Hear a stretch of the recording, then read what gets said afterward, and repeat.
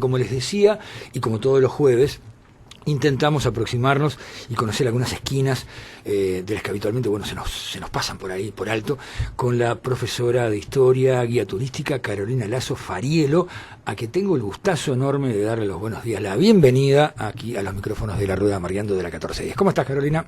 Muy buenos días, Marcelo y toda la banda. Muy bien, acá prontos para comenzar otro recorrido, ya un poco saliendo de lo que es la parte de Montevideo Oeste y lentamente aproximándonos al lado oeste, vamos a decir al lado noroeste de la ciudad. Estuvieron trepando con Alberto la semana pasada la zona del Espurus hasta el Cerrito. Ahora la están bajando, o sea que estamos como más descansados, digamos. Exactamente, ahora venimos como bajando el cerrito y continuando por calle General Flores, Avenida General Flores. Si nosotros continuamos, esa avenida nos va a llevar a una zona que tiene muchísimo que ver con una actividad que en el siglo XXI tuvo una reestructura importante, y me refiero a la actividad surfística. El barrio que vamos a comenzar a conocer hoy es el barrio de Maroña. La zona tal vez una de las zonas más típicas del país y especialmente de Montevideo. Es esta zona que el origen es en la chacra de un español de origen gallego, Francisco Maroña, que ocupó la zona ya por mediados del siglo XVIII, que tenía una función muy particular dentro de la colonia y que no deja de asombrar con la relación que hoy, cuando nosotros pensamos en Maroña, pensamos en los juegos, en la hípica. Y este señor Maroña, hasta por el siglo XVIII, ocupaba una enorme chacra, todo lo que hoy es la zona del hipódromo y sus adyacencias, y era visitador de las rentas de tabaco y naipes de Montevideo. O sea, que tenía bajo su jurisdicción los primeros juegos de apuestas, podríamos decir, de la época colonial. Es muy particular porque, su apellido quedó ineludiblemente a partir del siglo XIX, unido a todo lo que es el juego y a todo lo que es la actividad lúdico-económica del país. Es como un karma, es como un círculo que se cierra y que vuelve al mismo punto, ¿no? Totalmente. El concepto Maroña, ya desde el siglo XVIII, nos permite ver esto de las rentas de tabaco y naipes, y asociado a lo que, en ese momento, las carreras o los juegos, lo lúdico pasaba por las carreras de toros, por las corridas de toros. Y este señor tenía que ver con el tema de los naipes. Hoy, Maroña como tal nos lleva a lo que es la parte lúdica de las máquinas, de los casinos y de la parte hípica. O sea, pero esta persona ya en inicios, allá en la época de la colonia, ya se dedicaba a eso. Es curioso. Este señor ocupó toda esa zona que hoy conocemos como Maroña, Flor de Maroña, Pueblo Ituzaingó, toda esa parte de su chacra que tenía en el siglo XIX. Este señor murió en 1812 y recién para 1834 es que la familia va a tener el dominio fiscal, o sea, va a tener los papeles que regulan la ocupación del lugar. Pero la presencia de esta familia ya databa del siglo XIX. Y es interesante porque a partir de 1834 se comienza a dar toda una reubicación y un diseño de lo que es ya no la ciudad colonial, la ciudad, no la ciudad ocupada por extranjeros, sino la ciudad del Estado Oriental, el Montevideo del Estado Oriental.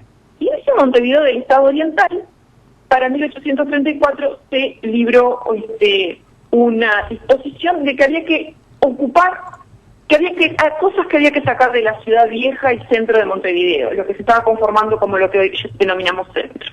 Había que sacar mataderos, curtiembres, fábricas de cebo, fábricas de velas. Una de las zonas en donde se va a ubicar estas fábricas, es en la zona de la chacra de Maroña. Si bien va a tener otros nombres, pero la zona de Maroña es la denominación que va a perdurar desde el siglo XVIII hasta la actualidad.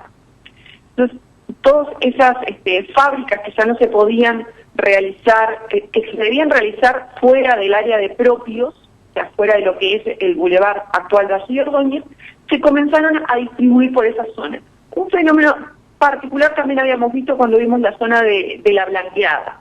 O sea, hay una planificación a inicio del Estado oriental que determinadas cosas las quiere sacar de la zona de Ciudad Vieja y de la parte céntrica que se está rediseñando.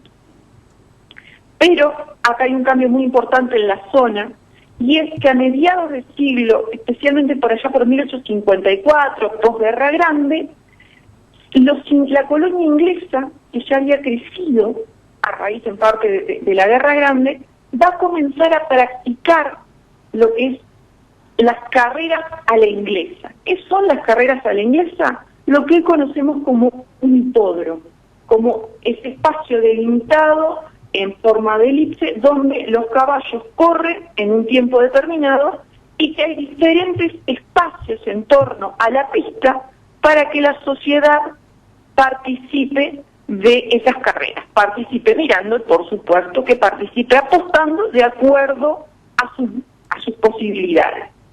Y es importante porque estas formaciones, estas carreras a la inglesa, van a comenzar en una zona que actualmente queda lo que se llama Piedras Blancas, en la zona del paraje Azotea de Lima. Hay una calle que recuerda ese momento, y en esa Azotea de Lima, que era un empresario brasileño, Joaquín Pereira Lima, es que va a comenzar el primer circo de alguna forma, o la primera forma de desarrollar estas carreras a la inglesa, que en un momento fueron muy acotadas a la comunidad inglesa. Incluso en el diario El Plata los primeros anuncios aparecen en inglés.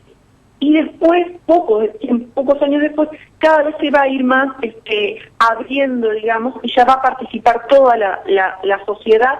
Y cuando decimos toda la sociedad, es importante pensar que en el turf encontramos toda la sociedad. Es una actividad que nuclea desde los más poderosos, son los dueños de las instalaciones, de los animales, y también encontramos las clases más populares, que son las que sustentan esa actividad con su trabajo. Entonces es interesante poder ver lo que es la zona de Maroña, porque ahí vamos a encontrar todo un itinerario, toda una estructuración social muy importante que se podía ver en el siglo XIX, pero que también la podemos ver actualmente. Esa zona, a partir, de 1866 va a comenzar lo que hoy es, las carreras de caballos van a tener su primera, lo que dice el turf va a tener su primera regulación, y para 1867 de la Azotea de Lima, esta calle Azotea de Lima que tenemos allá en Piedras Blancas, se va a inaugurar para 1867 un nuevo circo. Ese nuevo circo sí ya va a estar dentro de la zona de Maroña, y va a ser de alguna forma la antesala de lo que luego conocemos como el hipódromo de Maroña. Digo antesala porque el antecedente es otro circo creado en 1874, que es el Circo Ituzaingó. Ese sí es el antepasado directo, vamos a decir, de lo que es Maroña hoy. Pero la antesala ya es este traslado desde la zona de Piedras Blancas a la zona de Maroñas en 1867, y pocos años después la creación de otro circo Ituzaingó, que fue el que de alguna forma concitó la mayor atención.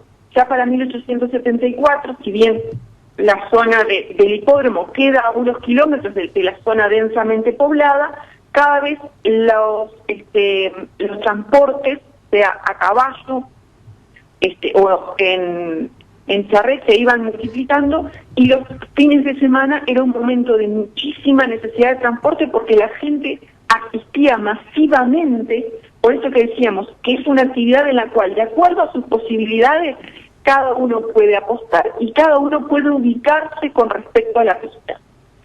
Si pensamos en los hipódromos, hay grandes palcos que de alguna forma son el escenario de esa clase alta que se va a regodear y que se va a sentir parte sustancial de la actividad. Pero tenemos otros espacios, otras tribunas populares, que son también donde los obreros, donde los inmigrantes, donde aquellos que no tenían tantos recursos, podían ir a pasar un tiempo y a disfrutar del ocio.